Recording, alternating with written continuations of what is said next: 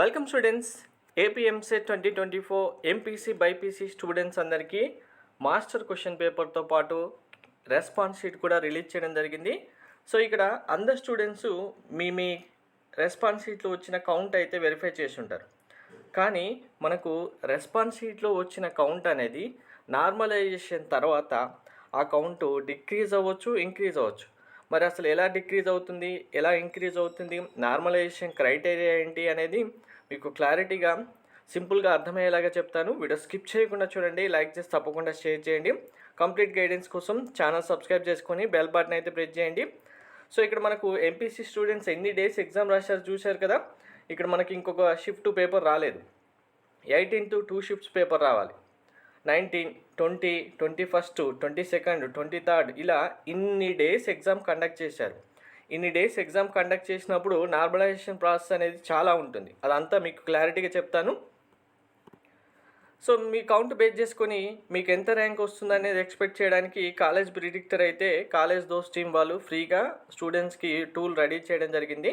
మీకు ఇప్పుడు ఎంసెట్లో 160కి ఎంత కౌంట్ వచ్చింది, 600 ఐపీ మార్క్స్కి ఎంత కౌంట్ వచ్చింది అనేది ఎంటర్ చేసి మీ డీటెయిల్స్ ఎంటర్ చేసి ఇలా మీకు మీ ర్యాంక్ అనేది డిస్ప్లే అవ్వడం జరుగుతుంది. ఎస్టిమేటెడ్ ర్యాంక్ అనేది టోటల్గా 75% EAMCET marks, 25% IP marks calculate చేసి ఓవరాల్గా 100కి ఎంత కౌంట్ వస్తుంది దాన్ని బేస్ చేసుకొని మీకు ఎస్టిమేటెడ్ ర్యాంక్ కూడా ఇవ్వడం జరుగుతుంది.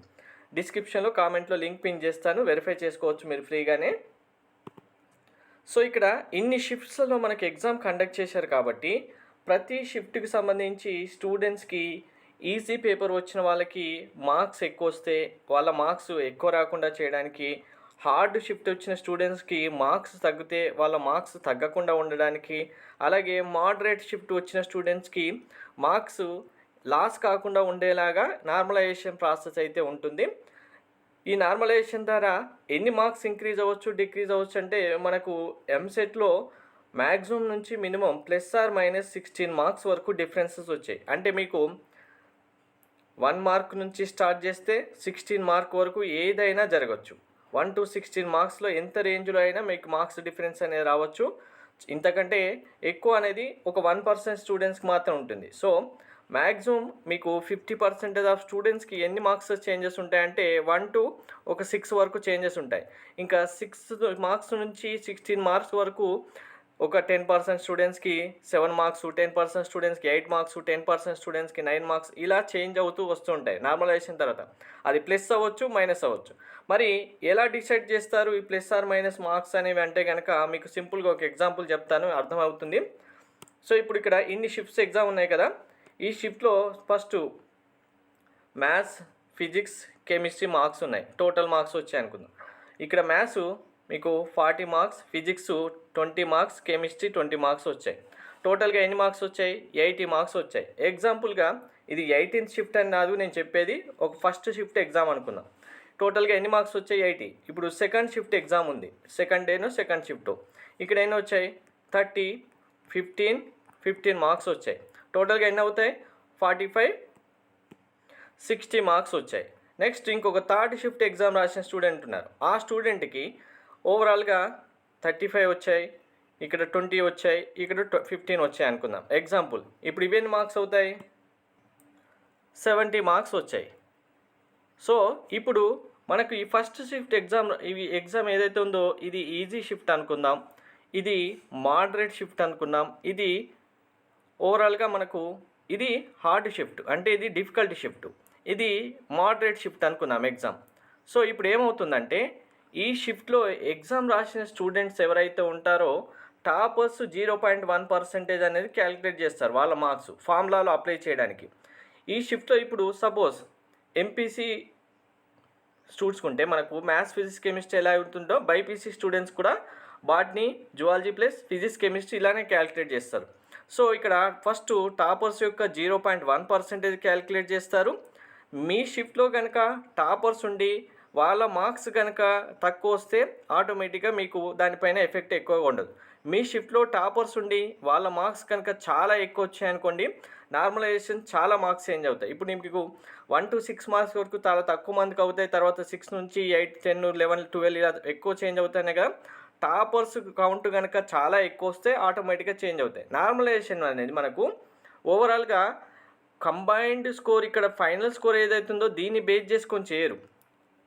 ఇది గుర్తుపెట్టుకోండి ప్రతి ఒక్కరు. ఇండివిజువల్గా సబ్జెక్ట్ వైజ్గా maths, physics, chemistry individual subject వైజ్గా నార్మలైజేషన్ చేసిన తర్వాత ఫైనల్ మార్క్స్ ఇస్తారు.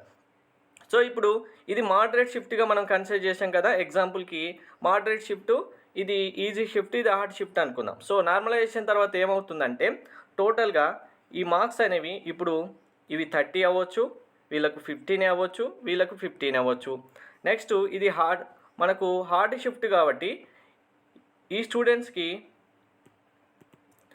మనకు చేంజెస్ అనేవి ఇప్పుడు సపోజ్ ఇక్కడ ఈజీ షిఫ్ట్ కాబట్టి నార్మలైజేషన్ తర్వాత 35, 20, 15 అనుకుందాం. సో టోటల్గా ఎన్ని మార్క్స్ అయితే నార్మలైజేషన్ తర్వాత 70 అవ్వచ్చు. అంటే ఎగ్జాక్ట్గా 80 వచ్చిన వాళ్ళకు 70గా చేంజ్ అవుతాయని కాదు నేను చెప్పేది. మనకు ఆ రేంజ్ అనేది చేంజ్ అవుతూ ఉంటుంది. 80 వస్తే మీకు మరీ ఈజీ షిఫ్ట్ అయితే కొంచెం యావరేజ్గా ఉన్న షిఫ్ట్ అయినా కూడా 80 మార్క్స్ వస్తే 78 అవ్వచ్చు, 76 ఇలా ఎన్నైనా చేంజ్ అవ్వచ్చు. సో ఇప్పుడు ఇది మోడరేట్ షిఫ్ట్ కాబట్టి ఇందులో సేమ్ మార్క్స్ ఉంటాయి. యావరేజ్గా ఈ మార్క్స్ అనేవి ఆల్మోస్ట్ సేమ్ ఉంటాయి. అంటే వీళ్ళ 70 మార్క్స్ వీళ్ళకి వస్తాయి. నెక్స్ట్ ఇది మోడరేట్ కాదు, ఇది మనకు హార్డ్ షిఫ్ట్ అని చెప్పాం కదా.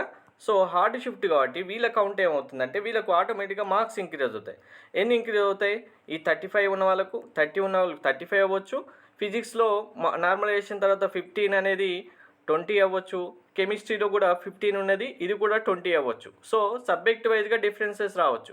ఓవరాల్గా ఇక్కడ చూసుకుంటే వీళ్ళకు ఫైనల్గా 75 మార్క్స్ రావడానికి ఛాన్స్ ఉంటుంది. ఇది మోడరేట్ షిఫ్ట్ కాబట్టి ఓవరాల్గా కౌంట్ చేసుకుంటే మార్క్స్ సేమ్ ఉండవచ్చు, చేంజ్ అవ్వడానికి పాసిబిలిటీ ఉండకపోవచ్చు. అప్పుడు వీళ్ళ మార్క్స్ ఓవరాల్గా 70 ఉంటాయి. సో ఇలా డిఫరెన్సెస్ అనేవి వస్తాయి. కానీ ఎంత డిఫరెన్స్ వస్తుంది, ఎవరికి రియల్గా ఎక్కువ మార్క్స్ వస్తాయి, ఎవరికి రియల్గా తక్కువ మార్క్స్ వస్తాయి అనేది రిజల్ట్స్ వచ్చేంత వరకు కూడా ఎవరు చెప్పడానికి, ఎక్స్పెక్ట్ చేయడానికి పాసిబిలిటీ అసలే ఉండదు. ఎందుకంటే ఇక్కడ మనకు జస్ట్ పేపర్ అనాలిసిస్ చేసిన తర్వాత మనకు హార్డ్ షిఫ్ట్ ఏది, ఈజీ షిఫ్ట్ ఏది మనకు నెంబర్ ఆఫ్ క్వశ్చన్స్ బేస్ చేసుకొని చెప్తాం.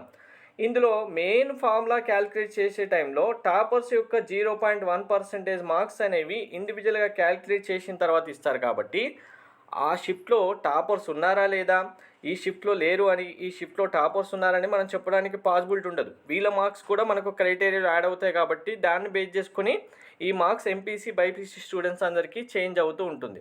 సో మీరు ఇప్పుడు వచ్చిన మార్క్స్ సపోజ్ మీకు 70 కౌంట్ చేసుకున్నారనుకోండి, మీరు ఇప్పుడు ర్యాంక్ క్యాలిక్యులేట్ చేసే టైంలో ఆల్మోస్ట్ మనకు మ్యాక్సిమం రేంజ్ 1 to 6 మార్క్స్ వరకు ఉంటాయి కాబట్టి 65 కౌంట్ చేసుకోండి, అలాగే 75 కూడా కౌంట్ చేసుకోండి. ఈ రేంజ్ నుంచి ఈ రేంజ్ వరకు మీ కౌంట్ ఎంత అవుతుందో అండ్ యావరేజ్గా క్యాలిక్యులేట్ చేసుకుంటే మీ ర్యాంకు ఈ 65 నుంచి 75 వరకు ఎంత ర్యాంక్ వస్తుంది అనేది మీకు కరెక్ట్గా ఫైనల్గా ఒక అనాలిసిస్ అయితే వస్తుంది. అది ఎస్టిమేటెడ్ మాత్రమే, ఫైనల్ ర్యాంక్ అయితే కాదు. మీకు ఫైనల్ మార్క్స్ అనేవి కంప్లీట్గా రిజల్ట్స్ డిక్లేర్ చేసిన రోజు మాత్రమే అందరికీ తెలుస్తాయి. Thank you.